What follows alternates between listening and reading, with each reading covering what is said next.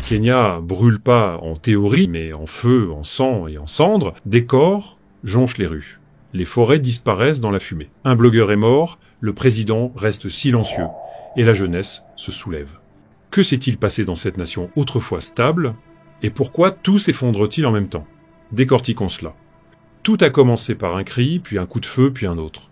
Le 25 juin 2024, le Kenya a franchi une ligne qu'il ne pourra plus jamais effacer. À Nairobi, la police a tiré sur des manifestants non armés qui protestaient contre le projet de loi financier. Des corps sont tombés, le sang a coulé, et la nation qui se targuait de ses progrès démocratiques s'est fissurée en temps réel, sous le poids de la rage et de la trahison. Mais ce n'était pas un simple acte isolé de violence étatique. C'était une rupture, une culmination, une blessure visible issue d'années de pression accumulées sous la surface. Dans les mois qui ont suivi, les protestations se sont propagées comme un feu de brousse, non seulement par colère, mais avec coordination. De Nairobi à Kisumu, d'Eldoret à Mombasa, les jeunes se sont levés avec des slogans qui ont secoué le Parlement.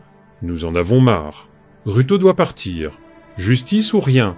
En juillet 2025, plus de 126 personnes étaient mortes. Le gouvernement conteste ces chiffres, mais les vidéos, les lives sur les réseaux sociaux et les témoignages des survivants racontent une autre histoire. Celle de balles en plein jour, de fourgonnettes enlevant des manifestants dans la rue, et de familles attendant devant les morgues sans réponse. L'étincelle finale, la mort d'Albert Ojang, un jeune blogueur connu pour ses critiques acerbes des politiques économiques du président Ruto, arrêté en juin 2025 dans des circonstances troubles, son corps sans vie est revenu quelques jours plus tard, meurtri, brisé et réduit au silence. Sa mort n'était pas qu'une tragédie, elle était symbolique. Elle disait aux jeunes du Kenya exactement ce que le système pensait de leur voix. En quelques heures, le hashtag « Justice pour Ojang » s'est propagé à travers le continent. Les veillées aux chandelles sont devenues des champs de bataille. Les manifestants n'étaient plus seulement en colère, ils avaient cessé de supplier, et la réponse du gouvernement, couvre-feu, censure et encore des balles. Le centre-ville de Nairobi est devenu un épicentre de conflits. Des rues autrefois animées par la circulation et les vendeurs ambulants résonnent maintenant de chants et de coups de feu. Dans certains quartiers, les citoyens ont érigé des barricades avec des voitures brûlées et des conteneurs pour empêcher la police d'entrer. Des drones survolent, des policiers en civil se fondent dans la foule, arrêtant les organisateurs présumés. Certains disparaissent pendant des jours, d'autres ne reviennent jamais. Et pourtant, malgré la répression, le mouvement ne cesse de croître. Ce n'est plus une question de loi, ni même de mort. C'est une question de contrat social rompu entre le gouvernement et son peuple. Pendant ce temps, à l'autre bout du pays, un autre feu brûle, cette fois, littéralement. Le mont Kenya, les Aberdare et le complexe forestier du Mau, joyaux écologiques du pays, sont en flammes. Depuis début 2025, plus de 357 hectares ont été perdus dans ce que les experts qualifient de pire saison de feux de forêt de l'histoire du Kenya. Mais peu de gens s'en rendent compte. Tandis que tous les regards sont tournés vers les troubles politiques, la destruction écologique continue dans un silence presque total. Et pourtant, ces deux incendies, l'un dans les rues, l'autre dans la nature, ne sont pas parallèles. Ils sont connectés, l'un reflète l'effondrement institutionnel, l'autre montre le prix de l'ignorer. Et toujours, le président parle par fragments. Demi-excuses, négation vague, promesses recyclées. Aucune ne peut éteindre un feu déjà bien allumé. La crise kenyane n'est plus un avertissement futur. C'est une réalité présente. Les jeunes sont dans les rues, les arbres sont en feu, et le reste du monde ne commence qu'à peine à remarquer. Mais qu'est-ce qui a causé ces incendies? Et pourquoi les forêts du Kenya disparaissent-elles sous nos yeux? Alors que les villes du Kenya explosent sous les champs et les tirs, une autre catastrophe, plus discrète, dévore la campagne. Elle crépite sous la surface, grimpe jusqu'aux cimes des arbres et transforme des forêts vieilles de plusieurs siècles en cendres en quelques heures. Depuis le début de l'année 2025, le Kenya a connu plus de 180 incendies de forêt, touchant le cœur même de ses zones écologiques les plus vitales. Mais contrairement aux manifestations, ces flammes ne font pas la une des journaux internationaux. Elles brûlent en silence. L'ampleur des dégâts est vertigineuse. Rien que sur les 6 premiers mois de l'année, plus de 357 hectares de forêt ont été réduits en cendres. Des hauteurs glacées du mont Kenya aux murs verts et denses du complexe forestier du Meaux, les chênes d'Aberdare, autrefois réputés pour leur biodiversité brumeuse et leurs rivières cristallines, sont aujourd'hui parsemés de terres noircies et de cieux embrumés par la fumée. Ce qui rend cette saison de feu particulièrement alarmante, c'est qu'elle n'est pas arrivée sans avertissement. Les signes étaient là, mais personne n'a écouté. En 2024, le Kenya a connu l'une de ses années les plus humides jamais enregistrées, à cause d'effets inhabituels d'El Niño. Les pluies torrentielles ont saturé le pays, alimentant une croissance végétale explosive. Les collines se sont couvertes de verdure, les vallées débordées de sous-bois denses, mais ensuite est venue la saison sèche de 2025. Plus chaude, plus sèche, plus venteuse que tout ce dont le pays se souvenait. Et toute cette végétation, autrefois symbole de renouveau, s'est transformée en carburant. Une seule étincelle suffisait, mais le climat n'était pas le seul allumeur. La main humaine y a aussi contribué. Dans les zones rurales proches des forêts, les techniques agricoles de brûlis sont toujours courantes. La production de charbon de bois continue de détruire des hectares de bois, souvent avec la complaisance ou la protection de fonctionnaires corrompus. Les agriculteurs utilisent le feu pour défricher. Les braconniers incendient les forêts pour piéger les animaux. Et dans certains cas, des communautés désespérées allument volontairement des incendies comme un cri politique, brûlant ce qu'elles estiment déjà abandonné par l'État. Et pourtant, la réponse du gouvernement reflète sa réaction politique, tardive, fragmentée, sous-financée. Le service forestier du Kenya, KFS, a tiré la sonnette d'alarme à plusieurs reprises. Mais il est débordé. Les équipes de pompiers sont minuscules, les équipements sont rares. Certains incendies sont combattus avec de simples branches et des bidons d'eau. Des versants entiers sont laissés sans défense pendant que les flammes sautent de cime en cime. Des bénévoles communautaires se sont levés, mais leur courage ne remplace pas un plan national d'urgence. Au Mont Kenya, site classé au patrimoine mondial de l'UNESCO, les dégâts sont particulièrement déchirants. Les incendies ont non seulement détruit des écosystèmes alpins rares, mais ont également menacé les rivières alimentées par les glaciers de la montagne, essentiels pour des millions de personnes en aval. Les experts préviennent, si le Kenya ne met pas en œuvre des politiques de résilience climatique à long terme, cela deviendra la norme. La saison sèche n'est plus une simple période de chaleur, c'est une période de crise. Le pays a besoin de systèmes d'alerte précoces, de capacités de lutte aérienne contre les incendies, d'une application rigoureuse contre le défrichage illégal et d'une formation locale robuste. Mais surtout, il a besoin d'une volonté politique. Et cette volonté est aujourd'hui absente. Au lieu de cela, l'attention reste accrochée au titre politique, comme si l'effondrement environnemental était une question secondaire. Mais voici la vérité, quand les forêts brûlent, les futurs brûlent. La perte n'est pas seulement écologique. Elle est économique, agricole et générationnelle. Les habitats fauniques disparaissent. Les sources d'eau se tarissent. La qualité de l'air chute, et les enfants de demain hériteront d'une terre ravagée par la négligence d'aujourd'hui. Le Kenya ne perd pas seulement ses arbres. Il perd ses défenses naturelles. Dans une région déjà vulnérable au choc climatique, ces forêts sont des châteaux d'eau, des réservoirs d'oxygène, des régulateurs climatiques. Leur destruction a des conséquences qu'aucune protestation ne peut inverser et qu'aucun gouvernement ne peut ignorer. Alors si les incendies sont si graves, pourquoi a-t-on l'impression que personne n'agit ? À ce stade, il est clair que les feux du Kenya politiques et environnementaux ne sont pas venus de nulle part. Ils ont été rendus possibles par quelque chose de plus dangereux encore que la sécheresse ou la dissidence, un système conçu pour retarder, nier, puis s'effondrer. Regardez de plus près. Ce ne sont pas que des flammes qui ravagent la nation. C'est l'échec de la gouvernance elle-même.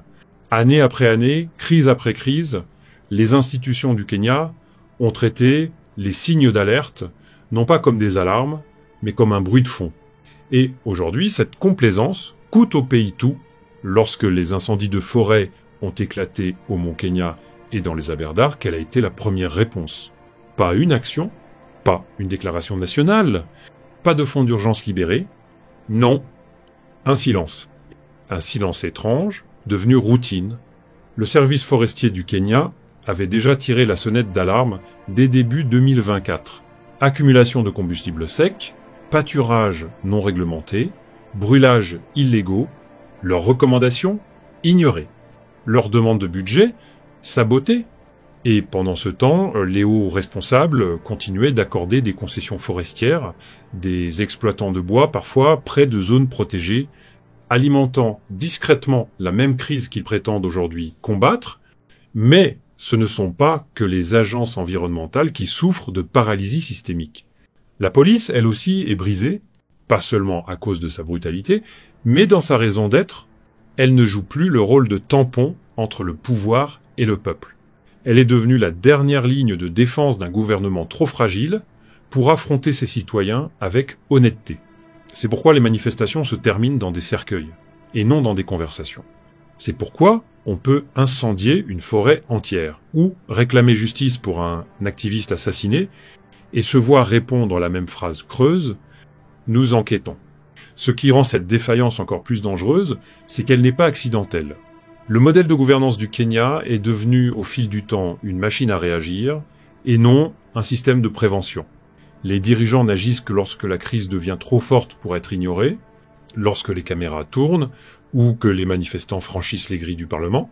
Jusque-là, silence, déni, spin médiatique. Et cette culture de la réaction se répercute à tous les niveaux. Les administrations locales, incertaines des priorités nationales, sont paralysées. Les agences censées anticiper sont sous-financées et politisées. Les groupes de travail climatique existent sur le papier, mais ne collaborent presque jamais avec les services forestiers. Le ministère de l'Environnement fonctionne en silo. Et aucune instance, aucune n'a mis en place un plan de réponse cohérent qui relie le climat, l'économie et l'agitation civile. En un cadre national d'urgence intégrée, c'est pas juste un manque de volonté, c'est une fragmentation volontaire qui garantit que personne ne soit jamais pleinement responsable. Et pendant ce temps, la corruption agit comme un accélérateur à combustion lente. L'argent destiné à préserver les bassins versants disparaît. Les contrats pour moderniser les services d'urgence sont attribués à des proches sans expérience. Les équipements restent inutilisés car quelqu'un a détourné le budget d'achat, et quand les journalistes tentent d'en parler, on les réduit au silence. Quand les citoyens posent des questions, on leur dit de rester calmes. Mais le calme ne vient pas. Parce que quand les institutions deviennent infiables, le peuple crée sa propre logique. C'est pour ça que les manifestants ne se contentent pas de tenir des pancartes, ils brûlent des bâtiments. C'est pour ça que, dans les zones rurales, certains allument volontairement des incendies, non par ignorance, mais pour se faire entendre. Dans un système aussi brisé, la destruction devient souvent le seul langage qui porte. La vérité terrifiante, c'est que le Kenya n'est pas en manque de savoir. Il a des experts, des scientifiques, des jeunes courageux qui proposent des solutions chaque jour. Ce qui lui manque, un gouvernement assez courageux pour écouter avant que le ciel ne devienne noir. Alors posons la vraie question. Qui profite de ce chaos? Si le système ne fonctionne pas pour le peuple, alors pour qui fonctionne-t-il vraiment? Si le système ne sert pas les citoyens, alors à qui sert-il vraiment?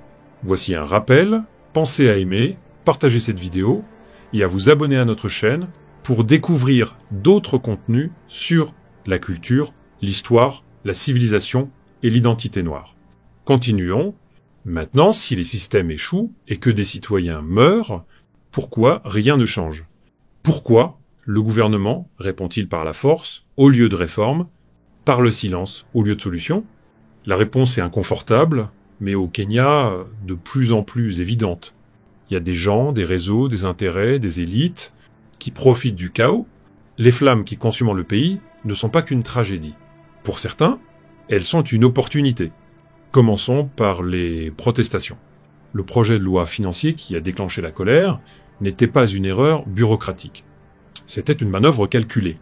À un moment où l'inflation explosait et où les citoyens luttaient pour survivre, l'État a tenté d'imposer de nouvelles taxes qui frapperaient les plus pauvres, tout en protégeant les privilèges des plus riches. Pourquoi? Parce que le système n'est pas conçu pour servir la majorité, mais pour protéger des intérêts politiques et économiques bien ancrés. Et dans le chaos des manifestations, des alliés du gouvernement ont décroché des contrats d'urgence dans la logistique, la surveillance, l'équipement policier pour des milliards.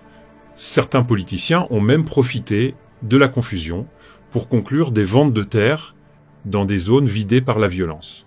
En coulisses, la durée prolongée des troubles a permis des transferts d'actifs douteux, des contrats opaques et des détournements budgétaires, le tout au nom de la sécurité nationale. Ce n'est pas de l'incompétence, c'est l'exploitation délibérée du désordre. Maintenant, regardons du côté des forêts. Pourquoi les incendies ont-ils été traités avec autant de négligence? Parce que plus ils brûlent, plus ils deviennent utiles à certains acteurs. Des terres forestières brûlées sont plus faciles à privatiser. Lorsque la protection légale tombe à cause d'un état d'urgence, des zones auparavant protégées deviennent soudain exploitables. Des barons du bois et des promoteurs illégaux gravitent autour des bords du mont Kenya, déposent des demandes, sollicitent des permis, pendant que le pays a les yeux rivés sur la crise politique. Dans certains cas, les incendies sont suspectés d'être intentionnels, allumés par ces mêmes profiteurs. Une fois la terre calcinée, elle est reconvertie en exploitation de charbon, en complexe touristique, en terre agricole ou en domaine privé. Les données satellites ont révélé des motifs suspects, des foyers d'incendie apparaissant le long de corridors connus pour le braconnage ou la coupe illégale, se propageant ensuite dans des directions anormalement régulières, et pourtant personne n'est tenu responsable. Pourquoi ? Parce que les responsables sont profondément connectés à des parrains politiques. La corruption est en couche, des agents forestiers sont payés pour fermer les yeux. Des administrateurs locaux reçoivent des pots de vin pour mal gérer les urgences. Des politiciens profitent de l'actualité pour réclamer de nouveaux emprunts internationaux qui seront ensuite siphonnés. Et pendant ce temps, le Kenya perd plus que des arbres. Il perd la confiance publique, ce ciment essentiel qui maintient une nation debout. Et ce ne sont pas que les flammes qui se répandent dans ces moments. C'est aussi la désinformation. Des comptes anonymes inondent les réseaux sociaux de théories du complot pour détourner l'attention de l'État et accuser des acteurs étrangers ou des manifestants radicaux. Des influenceurs proches du pouvoir se moquent des scientifiques du climat. Les activistes sont traités d'insurgés. Les manifestants sont décrits comme des ennemis du progrès. Et pendant ce temps, ceux qui en profitent vraiment, les entrepreneurs, les promoteurs, les complices, continuent à extraire de la valeur des ruines qu'ils ont eux-mêmes provoquées. Mais voici la partie la plus sombre. Plus la crise dure, plus elle devient normale. Quand la violence devient routine, quand les forêts disparaissent sans deuil public, quand chaque mort devient juste un titre de plus, les profiteurs gagnent. Ils n'ont pas besoin du soutien du peuple, juste de son épuisement. Mais tout le monde ne dort pas. Des réseaux de base, des défenseurs de l'environnement, des lanceurs d'alerte, et des journalistes étudiants commencent à relier les points. Ils publient des cartographies de terres volées, des rapports d'enquête, et peu à peu, la question n'est plus « que se passe-t-il ?», mais « qui est responsable ?». Car il ne s'agit plus de survie. Il s'agit désormais de révélation. Et quand la vérité éclate, même les mensonges les plus inifugés fondent au soleil. Mais est-ce que l'exposition suffit ?